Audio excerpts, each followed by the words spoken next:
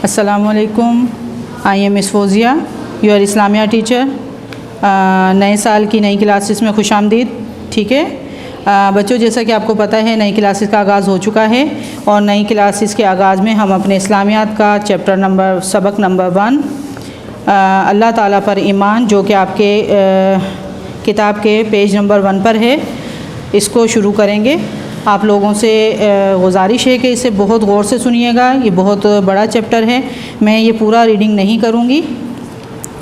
میں اس کے main point جو ہیں وہ آپ کو سمجھا دیتی ہوں, کیونکہ یہ اردو ہے اور ماشاءاللہ آپ لوگ سینئر ہو گئے ہیں, بڑی کلاس میں آ گئے ہیں, تو امید ہے کہ آپ لوگ اس کی ریڈنگ کر سکتے ہیں, تو آپ میری بات کو باقاعدہ آسانی سے سمجھ سکتے ہیں. سبق کا نام ہے اللہ تعالیٰ پر ایمان.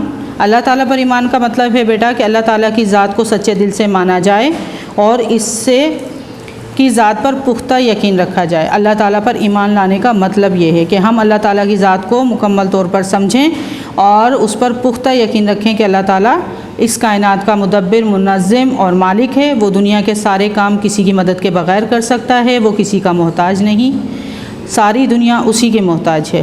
ٹھیک ہے, اور یہ ہمارا ایمان ہے کہ اس دنیا کی ہر چیز اللہ کا مالک اللہ تعالیٰ ہے. وہ جو چاہے کر سکتا ہے, جو چاہے پیدا کر سکتا ہے. دنیا کی ہر چیز اللہ تعالیٰ نے ہی پیدا کی ہے.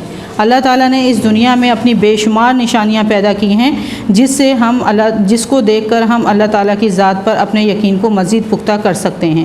لیکن اگر ہم ساری نشانیوں کی طرف جائیں گے تو بہت زیادہ ہو جائیں گی. ہم اپنے سبق کے حساب سے جو ہمارے پاس اس سبق میں 2 نشانیاں پیش کی گئی ہیں اس کے بارے میں پڑھ لیتے ہیں. پہلی نشانی ہمارے پاس ہے پینے کا پانی, جو اس سبق میں بیان کی گئی ہے, جو نشانی اللہ تعالیٰ کی. اور دوسری نشانی ہے بارش کا نظام. اب پینے کا پانی, ہم لوگ جو پانی پیتے ہیں یہ اللہ تعالیٰ کی بہت بڑی نشانی ہے اور یہ ہماری بہت بڑی ضرورت ہے. اگر پانی نہ ہو تو انسان زندہ نہیں رہ سکتا, یہ ہر انسان جانتا ہے. ٹھیک ہے, اللہ تعالیٰ کی یہ جو نشانی ہے اللہ تعالیٰ نے اسے باقاعدہ قرآن پاک کے اندر سورہ واقعہ آیت نمبر 68 اور 69 میں بیان کیا ہے, جس کا ترجمہ ہے کیا تم نے کبھی اس پانی پر غور کیا جو تم پیتے ہو؟ کیا اسے بادلوں سے تم نے برسایا ہے یا اس کے برسانے والے ہم ہیں؟ یعنی کہ اللہ تعالیٰ نے یہاں پر یہ آیت اتار کر ہمارے یقین کو مزید پختہ کرنے کے لیے ہم ہی سے سوال کیا ہے کہ تم اس بات پر غور تو کرو کہ جو پانی تم لوگ پیتے ہو کیا اس کو بادلوں سے تم برساتے ہو یا اس کے برسانے والا میں ہوں؟ تو ظاہر سی بات ہے ہمارے دل میں جواب آئے گا کہ اللہ تعالیٰ ہی اس کے برسانے والے ہیں. کوئی انسان اس کو پیدا کرنے پر اور اسے بنانے پر قادر نہیں ہے. اور یہ سب کرنے کے بعد سائنسدانوں نے جو ہے وہ بہت زیادہ تحقیق کے بعد, بہت زیادہ محنت کے بعد اس زبردست نظام کو کہ یہ پانی ہم تک پہنچتا کیسے ہے, اس نظام کو بہت اچھے طریقے سے جان لیا ہے, اس پہ تحقیق کر لی ہے. اور تحقیق کرنے کے بعد انہوں نے اس نظام کو دور آب یعنی واٹر سائیکل کا نام دیا ہے. اب ایک سوال ہے ہمارے پاس کہ واٹر سائیکل ہے کیا؟ ٹھیک ہے, واٹر سائیکل کا نظام ہے کیا؟ اللہ تعالیٰ نے اس زمین پر, جیسا کہ آپ لوگ جانتے ہیں, بہت بڑے بڑے سمندر, دریا, نہریں, ندی نالے بنائے ہیں. یہ سب ذخائر جو ہیں پانی کے اللہ تعالیٰ نے انسان کی ضرورت کے لیے پیدا کیے. لیکن اس پانی کو پینے کے لائق بنایا کیسے, یہ بارش تک پہنچتا کیسے ہے, اس نظام کو چلانے کے لیے کہ یہ بارش تک کیسے جاتا ہے, اسے دور آب کہا جاتا ہے. سورج کی حرارت سے پانی جو ہے وہ بخارات بن کر جب بلندی کی طرف بادلوں کی صورت اختیار کرتا ہے تو وہ بادل ادھر ادھر زمین میں ٹہلتے رہتے ہیں, اور جب یہ بادل ٹہلتے ٹہلتے ٹھنڈی جگہ پر جاتے ہیں تو اس ٹھنڈک کو اپنے اندر لے لیتے ہیں, جس کی وجہ سے بادل بھاری ہو جاتے ہیں اور پھر چھوٹے چھوٹے قطرے بن کر پانی کے زمین پہ برسنا شروع ہو جاتے ہیں. ٹھیک ہے, اور پھر جب یہ بادل اسی طرح ہواؤں میں گھومتے پھرتے بنجر زمین کی طرف جاتے ہیں تو اس بنجر زمین پر برسنے سے ہمارے لیے ہماری ضروریات کی اشیاء پیدا ہوتی ہیں, اور پھر وہ پانی جو ہے وہ بنجر زمین جذب کر لیتی ہے, جسے ہم لوگ دنیا میں رہنے والے سارے انسان اپنی ضرورت کے مطابق اپنی آسانی, جس طریقے سے بھی انہیں آسانی پیدا ہوتی ہے, وہ اسے پانی کو زمین سے نکال کر اپنے لیے ذخیرہ بنا لیتے ہیں. ایک بات. دوسری بات, اب ہمارے پاس آتا ہے بادلوں کا نظام. بادلوں کا نظام ہمارے پاس آتا ہے دوسرا ہمارے پاس آتا ہے بارش کا نظام.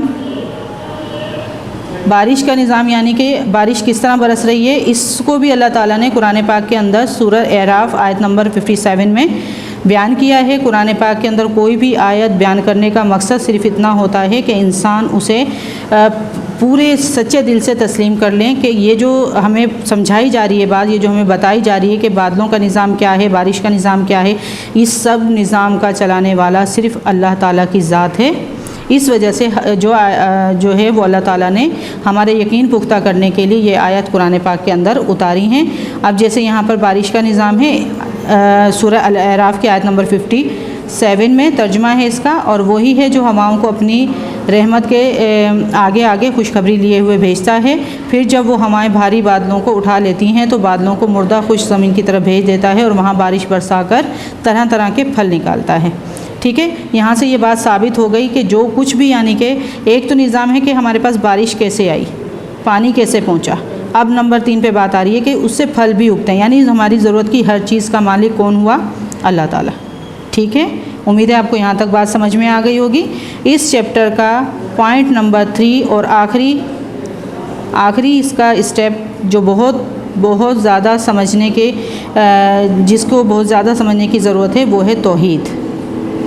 توحید کا لفظ بیٹا عربی کا لفظ ہے جس کے معنی ہیں، اس کے اگر ہم اصل الفاظ نکالیں تو وہ بنتا ہے احد، اور احد کا معنی ہوگا ایک، یعنی کہ اللہ تعالیٰ ایک ہے۔ ٹھیک ہے، اللہ تعالیٰ ایک ہے۔ توحید سے کیا مراد ہوئی؟ کہ اللہ تعالیٰ ایک ہے، اس کی ذات پر یہ یقین رکھنا کہ اللہ تعالیٰ ایک ہے، اس کا کوئی شریک نہیں، کائنات میں کوئی بھی اس کی برابری کے لائق نہیں ہے، صرف اسی کی ذات عبادت کے لائق ہے۔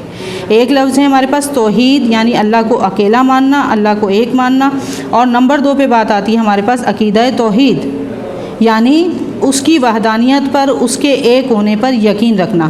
عقیدے کا معنی ہے یقین رکھنا، جیسے کہ انسان کا یقین ہے کہ اللہ تعالیٰ کی ذات ہے، اللہ نے فرشتے بنائے ہیں، اللہ نے جنت بنائی ہے، اللہ نے جہنم بنائی ہے، ہمارا یہ یقین ہے، ہمارا یہ ایمان ہے کہ ہمیں مرنا ہے اور مرنے کے بعد دوبارہ زندہ ہونا ہے۔ جب ہم ان سب باتوں پر یقین رکھتے ہیں، اسی طرح اللہ تعالیٰ کی ذات پر بھی ہمارا یقین ہے کہ اللہ تعالیٰ ایک ہے۔ عقیدے کا مطلب سمجھ میں آ گیا؟ یقین رکھنا۔ ٹھیک ہے، جس انسان نے اپنے دل میں عقیدہ توحید کو مکمل طور پر پختہ کر لیا، اللہ تعالیٰ اس انسان کی ذات میں انسان کی فکر و عمل اور شخصیت میں نمایاں تبدیلیاں خود بخود پیدا ہونا شروع ہو جاتی ہیں۔ اور وہ نمایاں تبدیلیاں کیا پیدا ہوتی ہیں؟ کہ انسان کے اندر عجز و انکساری، یعنی عاجزی، ہر انسان سے محبت کرنا، جھک جانا، اور دوسروں کے لیے قربانی کا جذبہ رکھنا۔ ٹھیک ہے، اب خود تکلیف برداشت کر کے دوسروں کے لیے آسانی پیدا کرنا، یہ چیز اس کے اندر تبدیلی آ جائے گی۔ پرہیزگاری کا مطلب ہے وہ ہر گناہ سے بچنے کی کوشش کرے گا۔ ٹھیک ہے، اور وسعت نظر کا مطلب ہوگا اپنی نظریے کو بہت اچھا رکھنا، بالکل صاف ستھرا رکھنا، دوسروں کے لیے اچھا سوچنا۔ اپنی وسعت نظر یعنی کہ سوچنے کا نظریہ جو ہے وہ ہمارا بہت بڑا ہونا چاہیے، بڑا ہو جائے گا۔ بڑے ہونے سے مراد کہ ہم انسان کے لیے اچھا سوچیں گے، ہم اس کے لیے کبھی بھی منفی نہیں سوچیں گے۔ ٹھیک ہے، اور جب انسان کے اندر یہ تینوں باتیں آ جاتی ہیں تو اللہ تعالیٰ اس انسان کے دل میں اطمینان اور سکون کی کیفیت پیدا کر دیتا ہے، یعنی وہ دنیا کے معاملات سے بالکل بے خبر صرف اللہ کی محبت میں زندہ رہتا ہے، اللہ کے لوگوں کی خدمت کرنے میں زندہ رہتا ہے، اسے خوشی محسوس ہوتی ہے۔ ٹھیک ہے، اور جس انسان کے دل میں عقیدہ توحید پختہ ہو جاتا ہے، اپنے دل میں وہ عقیدہ توحید کو پختہ کر لیتا ہے، تو اللہ تعالیٰ اس انسان کے دل میں استقامت اور بہادری کا جذبہ پیدا کر دیتا ہے، اور وہ صرف اللہ تعالیٰ کی ذات سے ڈرتا ہے، اللہ کے علاوہ کسی سے نہیں ڈرتا۔